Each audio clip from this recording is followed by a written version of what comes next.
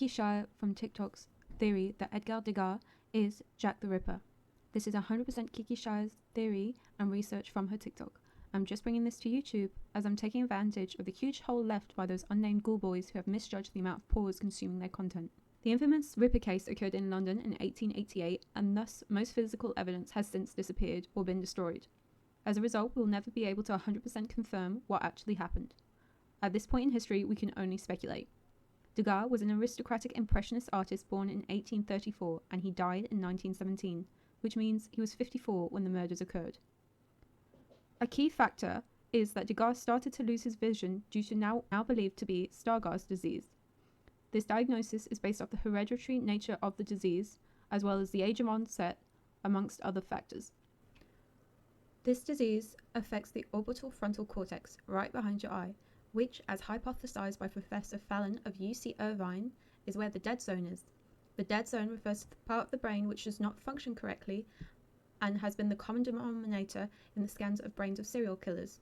The orbital frontal cortex is stimulated by visual input, and as someone goes blind, that area of the brain can go quiet. Edouard Degas was famous for his misogyny, which worsened as he aged. This was recorded in the letters exchanged between Vincent van Gogh and his brother Theo. This is important as all 5 canonical victims were women. These women worked as prostitutes, which is also what the ballerinas of Paris moonlit as in order to survive. The youngest ballerinas, who were crowdsourcing their GoFundMe, were referred to as the Little Rats in Paris.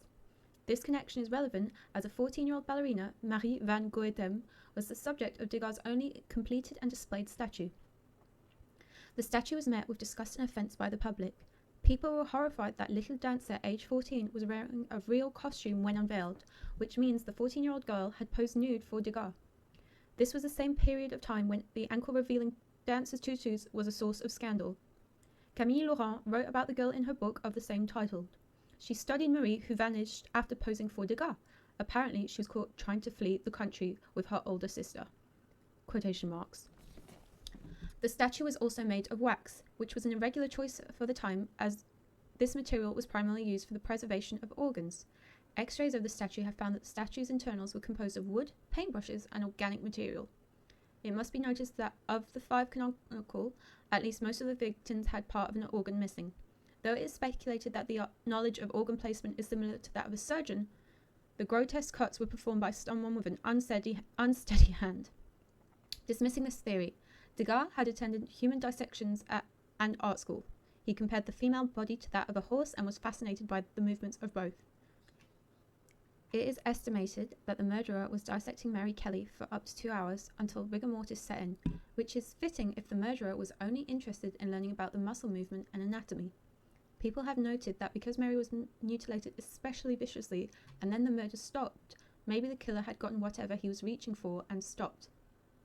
It is also to be noted that there was no signs of sexual assault on the women's bodies, which is relevant because Degas showed little interest in the behind-the-curtain activities of the ballerinas, and Vincent van Gogh once wrote that if Degas was interested in fucking, it would have made him a worse artist. Degas was also publicly anti-Semitic, which is emphasized during the Dreyfus affair. The Galston Street graffito was an anti-Semitic chalk graffiti written on the wall of a predominantly Jewish neighborhood on the 13th of September 1888. Just below it was a piece of the victim Catherine Eddowes' apron. The police quickly rubbed out the markings so as to not elicit violence. However, they quickly replicated the handwriting as best they could onto paper. Elizabeth Stride's death is also related, as she was murdered right outside a meeting of socialists that was primarily attended by Jewish men. The police report wrote that she was surrounded by Jews who found her body.